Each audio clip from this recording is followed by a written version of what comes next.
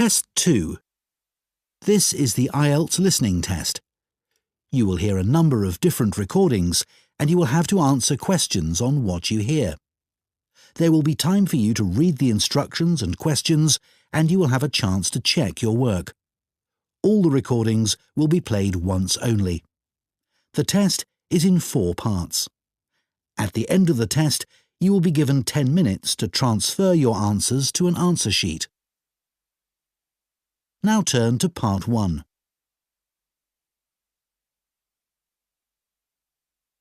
Part 1. You will hear a woman from a job agency giving information to a man about work in a chain of restaurants. First, you have some time to look at questions 1 to 5.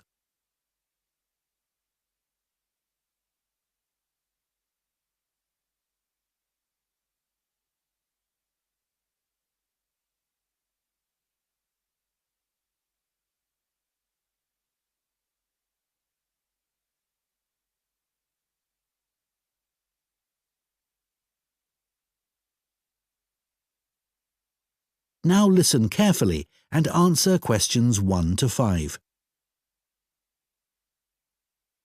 So I understand you're interested in restaurant work? Yes, I've got a bit of experience and I can provide references. That's good.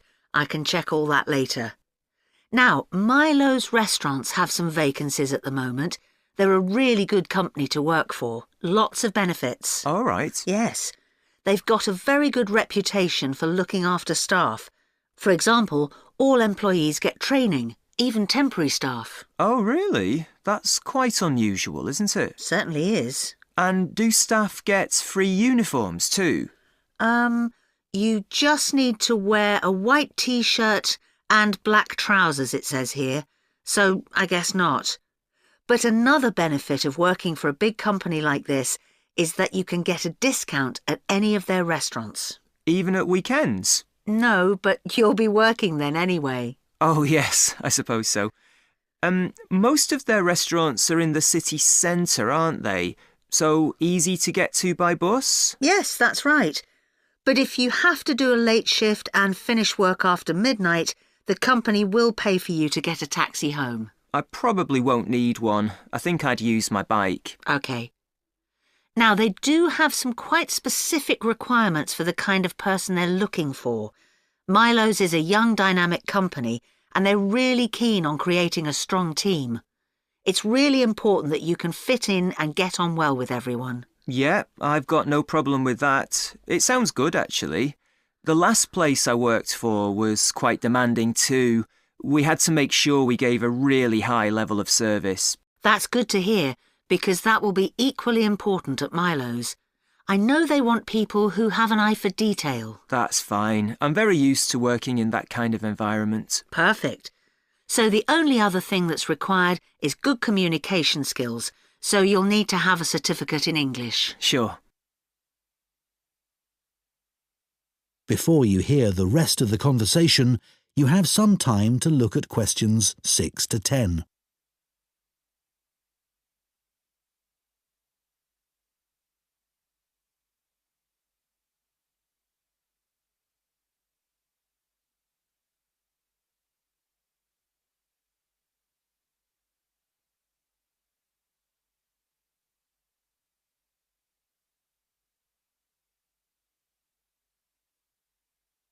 Now listen and answer questions 6 to 10. OK, let's have a look at the current job vacancies at Milo's. The first one is in Wivenhoe Street. Sorry, where? Wivenhoe. W-I-V-E-N-H-O-E. It's quite central, just off Cork Street. Oh, right. They're looking for a breakfast supervisor. That would be okay. So you're probably familiar with the kind of responsibilities involved. Obviously checking that all the portions are correct, etc.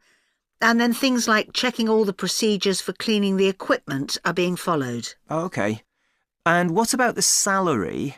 In my last job, I was getting £9.50 per hour.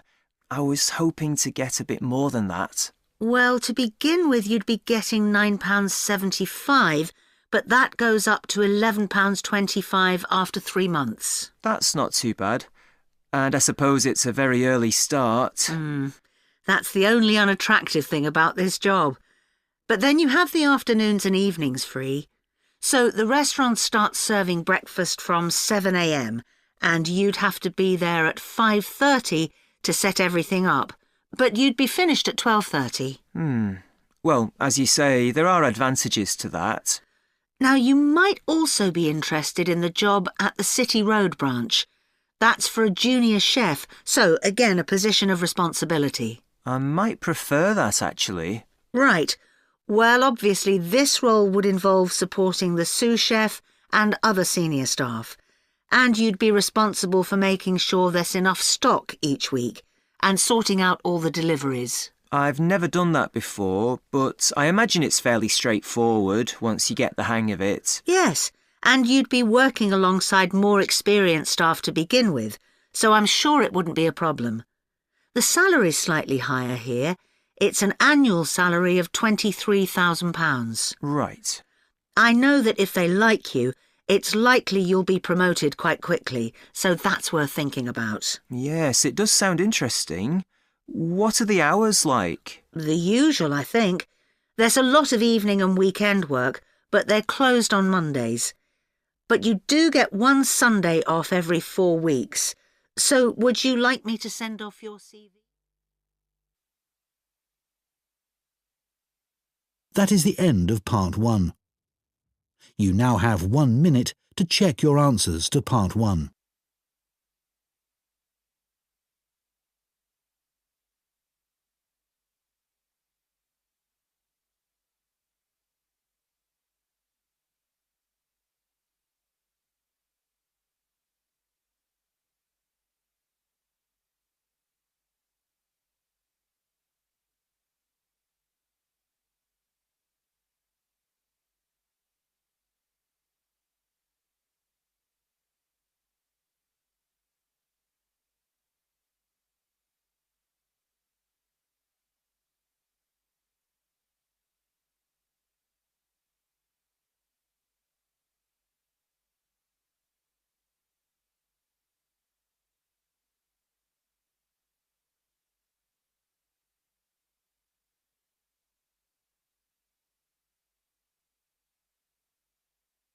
Part 2.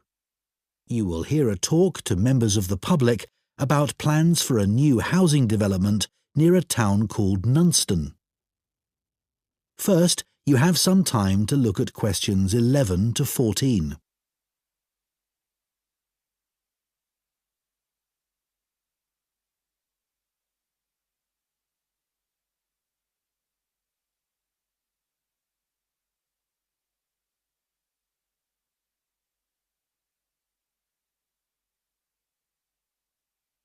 Now listen carefully and answer questions 11 to 14. Hello everyone, it's good to see that so many members of the public have shown up for our presentation on the new housing development planned on the outskirts of Nunston. I'm Mark Reynolds and I'm Communications Manager at the development. I'll start by giving you a brief overview of our plans for the development. So, one thing I'm sure you'll want to know is why we've selected this particular site for a housing development. At present, it's being used for farming, like much of the land around Nunston. But because of the new industrial centre in Nunston, there's a lot of demand for housing for employees in the region, as many employees are having to commute long distances at present. Of course, there's also the fact that we have an international airport just 20 minutes drive away. But although that's certainly convenient, it wasn't one of our major criteria for choosing the site. We were more interested in the fact that there's an excellent hospital just 15 kilometres away, and a large secondary school even closer than that. One drawback to the site is that it's on quite a steep slope, But we've taken account of that in our planning, so it shouldn't be a major problem. We've had a lot of positive feedback about the plans. People like the wide variety of accommodation types and prices, and the fact that it's only a short drive to get out into the countryside from the development. We were particularly pleased that so many people liked the designs for the layout of the development, with the majority of people saying it generally made a good impression and blended in well with the natural features of the landscape, with provision made for protecting trees and wildlife on the site. Some people have mentioned that they'd like to see more facilities for cyclists, and we'll look at that, but the overall feedback has been that the design and facilities of the development make it seem a place where people of all ages can live together happily. Before you hear the rest of the talk, you have some time to look at questions 15 to 20.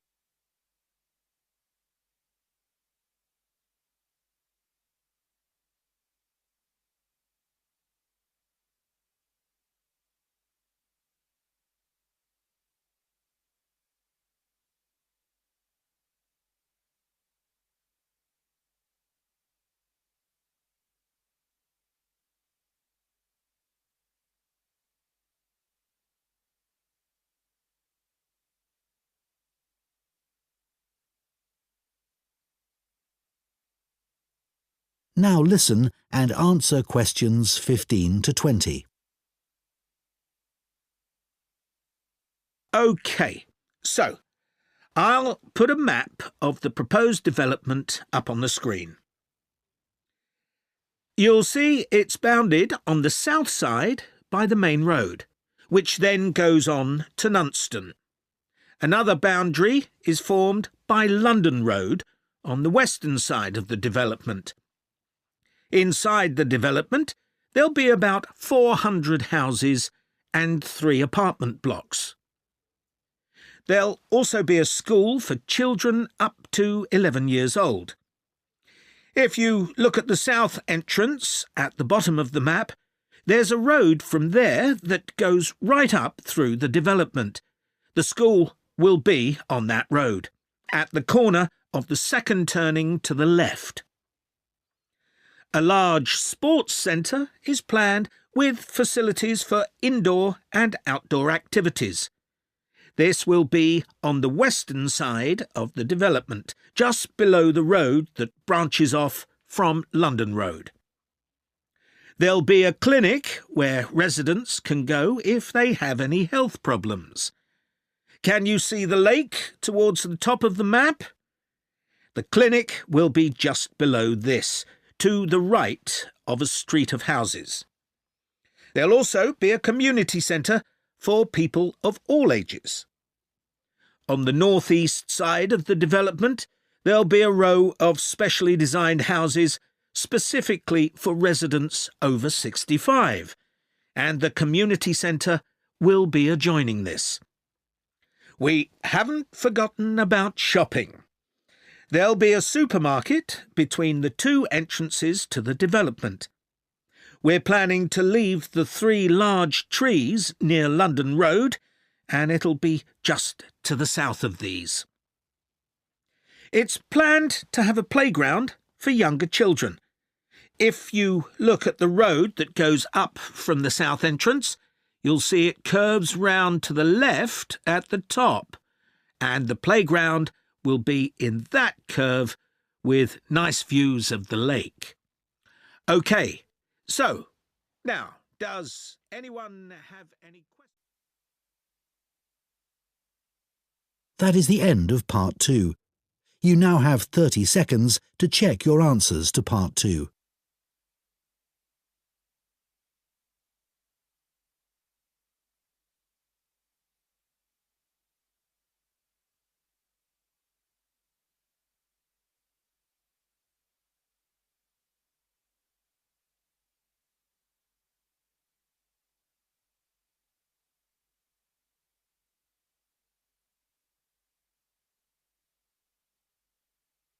Part 3.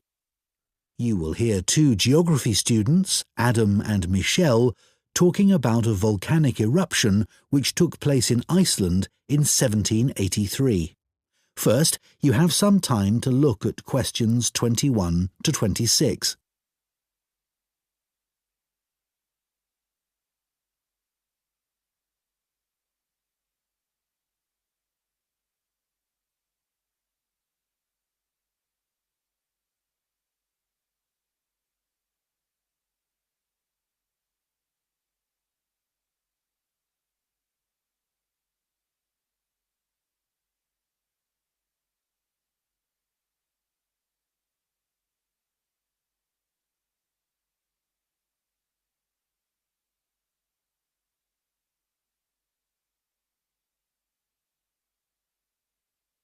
Now listen carefully and answer questions 21 to 26.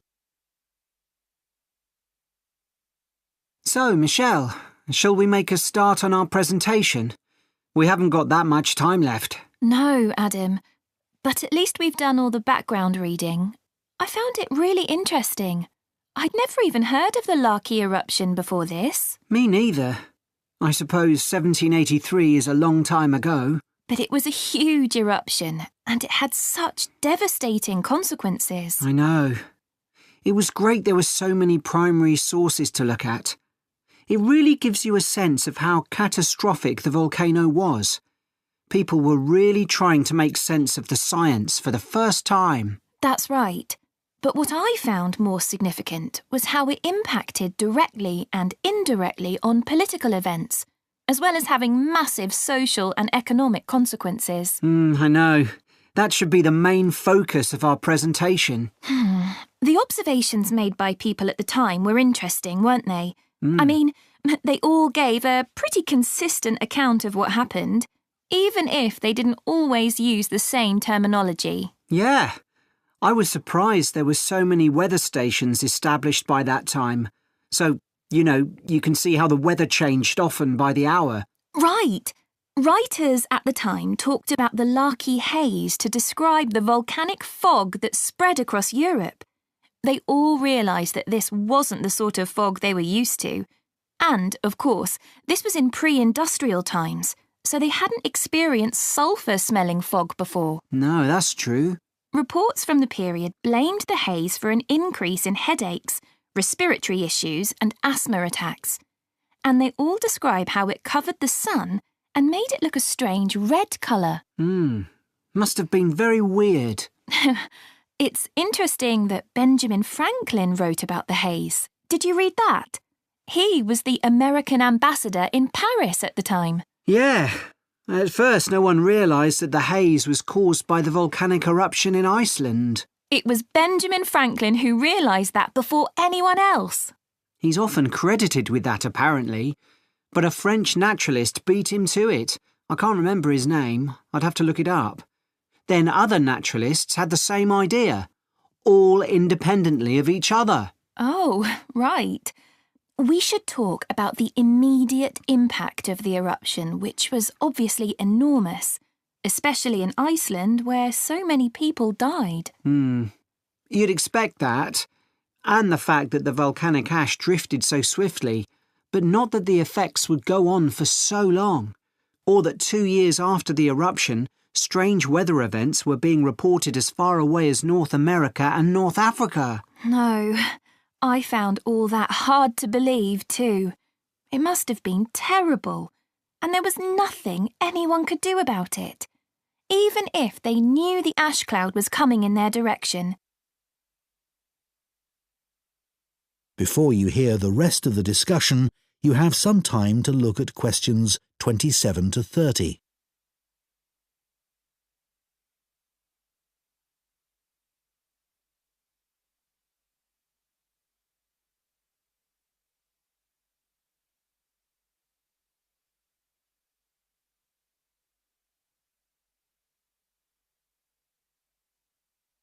Now listen and answer questions 27 to 30.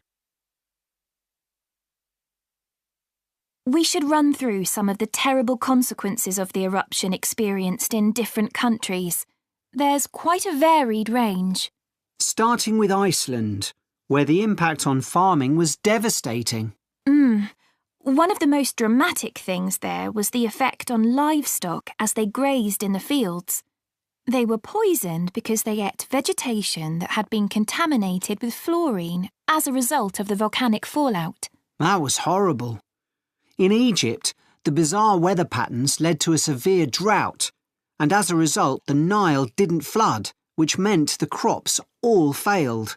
It's so far from where the eruption happened, and yet the famine there led to more people dying than any other country. It was worse than the plague. OK. Then, in the UK, the mortality rate went up a lot, presumably from respiratory illnesses. According to one report, it was about double the usual number and included an unusually high percentage of people under the age of 25. I think people will be surprised to hear that the weather in the USA was badly affected too. George Washington even makes a note in his diary that they were snowbound until March in Virginia. That was before he became president. Yes, and there was ice floating down the Mississippi, which was unprecedented. Oh, astonishing, really. Anyway, what do you think we should include next? That is the end of Part 3. You now have 30 seconds to check your answers to Part 3.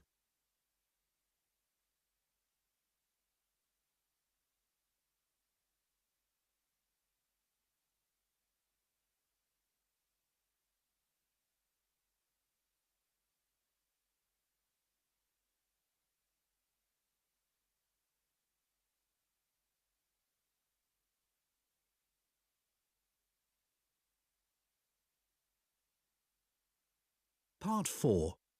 You will hear a student on a fashion design course giving a talk about the history of pockets. First, you have some time to look at questions 31 to 40.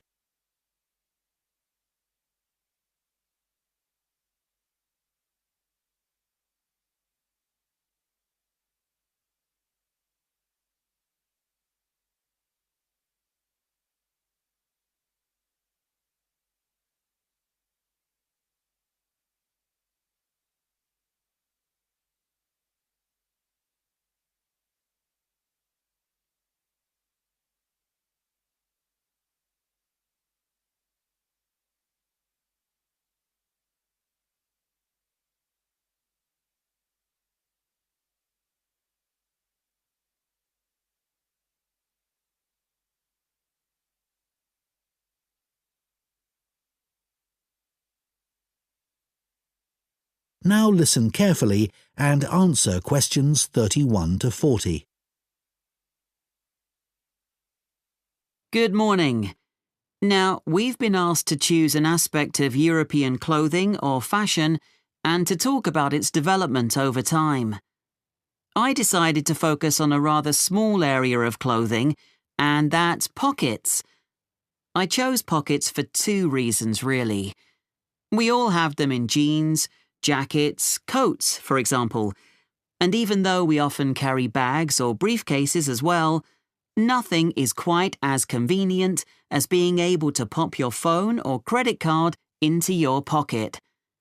Yet, I suspect that, other than that, people don't really think about pockets too much, and they're rather overlooked as a fashion item. It's certainly very interesting to go back in time and see how pockets developed for men and women. In the 18th century, fashions were quite different from the way they are now, and pockets were too. If we think about male fashion first, that was the time when suits became popular. Trousers were knee-length only, and referred to as breeches. The waistcoats were short, and the jackets were long. But all three garments were lined with material, and pockets were sewn into this cloth by whichever tailor the customer used. The wearer could then carry small objects such as pencils or coins on their person, and reach them through a gap in the lining. Coat pockets became increasingly decorative on the outside for men who wanted to look stylish. But they were often larger but plainer if the wearer was someone with a profession who needed to carry medical instruments, a doctor or physician, for example.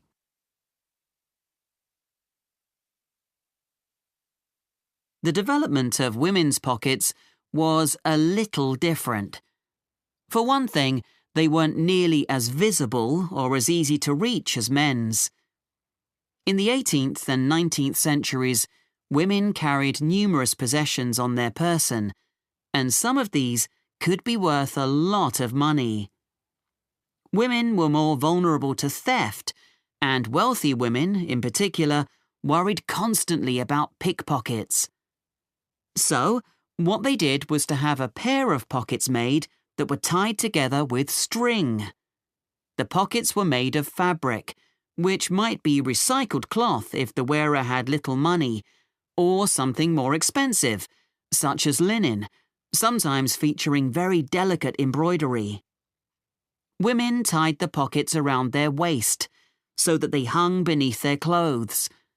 Remember, skirts were long then, and there was plenty of room to hide a whole range of small possessions between the layers of petticoats that were commonly worn. They would have an opening in the folds of their skirts, through which they could reach whatever they needed, like their perfume. Working women, of course, also needed to carry around items that they might use for whatever job or trade they were involved in, but their pairs of pockets still remained on the inside of their clothing.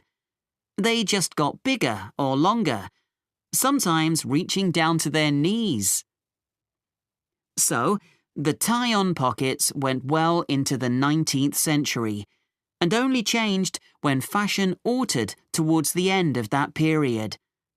That's when dresses became tighter and less bulky, and the pairs of pockets became very noticeable. They stood out too much and detracted from the woman's image.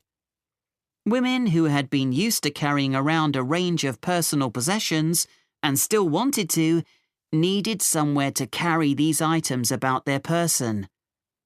That was when small bags, or pouches as they were known, came into fashion, and, of course, they inevitably led onto the handbag of more modern times, particularly when fashion removed pockets altogether.